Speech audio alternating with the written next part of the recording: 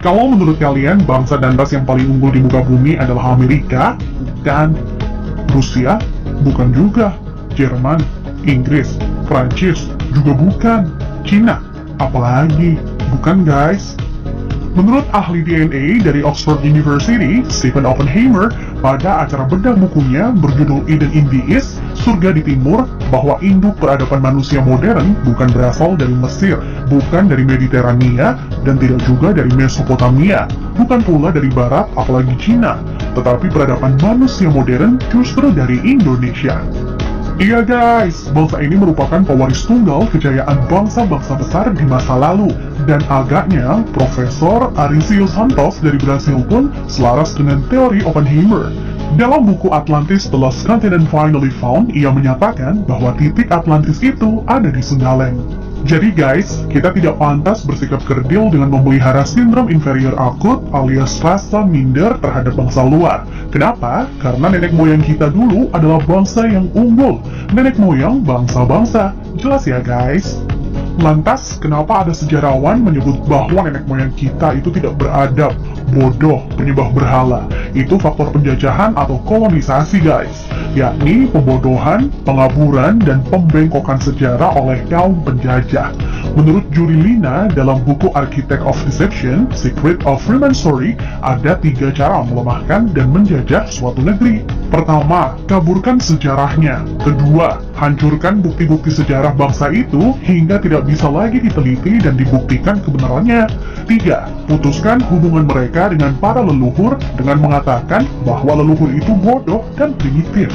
Guys, sejarah Nusantara ini dibikin oleh kaum penjajah seolah-olah hanya dimulai dari era kemerdekaan atau paling jauh di era Raja-Raja Nusantara dulu versi penjajah. Tahu nggak sih guys, ribuan tahun lalu Nusantara terbagi dalam 3 era loh. Era pertama disebut era Wangsa Keling.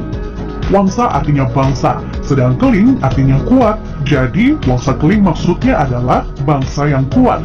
Konon di era ini, leluhur kita berekspansi hingga Kamboja, Vietnam atau Indochina, Thailand, Burma, Sri Lanka, India, sampai ke Madagaskar. Raja yang terkenal bernama Shailendra.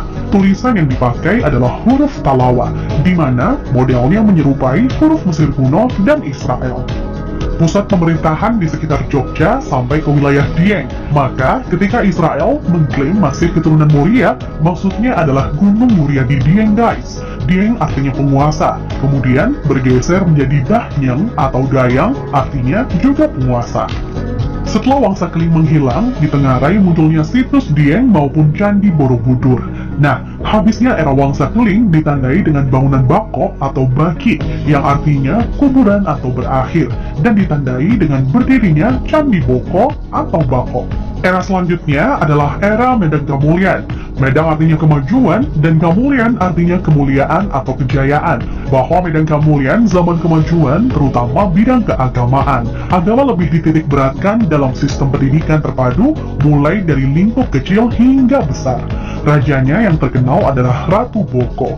Di era itu merupakan cikal bakal munculnya huruf Sanskerta yang dikenal oleh Aji Saka. Aji artinya sesuatu yang dihormati, dan Saka artinya penyangga, jaga, atau tiang. Nah, tiang jika bergeser ke Cina menjadi Tian atau Tuhan.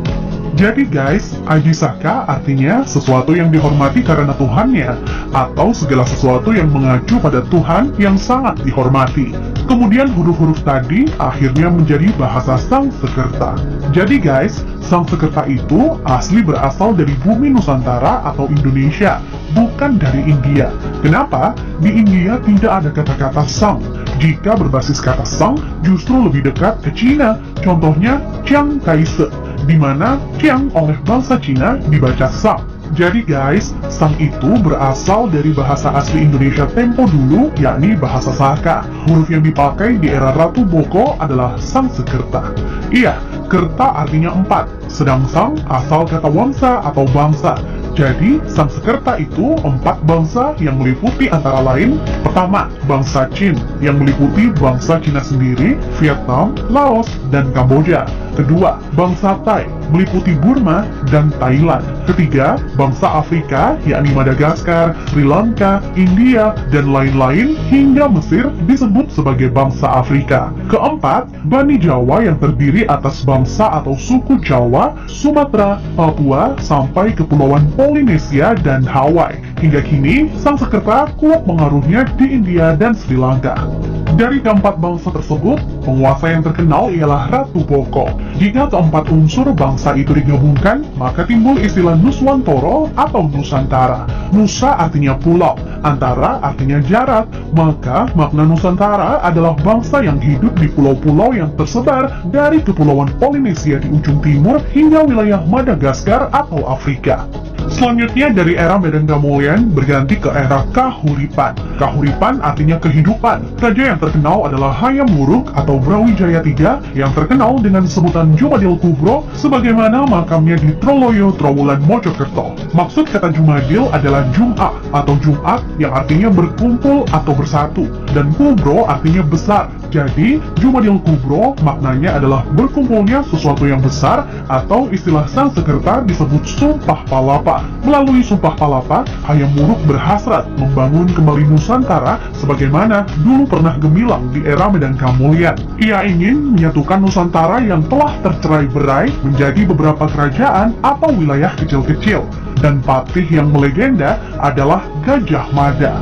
Nah, hal yang tidak tercatat atau dihilangkan oleh sejarah modern ialah guratan atau ukiran pada batu sumpah palapahnya Gajah Mada yang ternyata berlafazkan La ilaha illallah, tiada Tuhan kecuali Allah.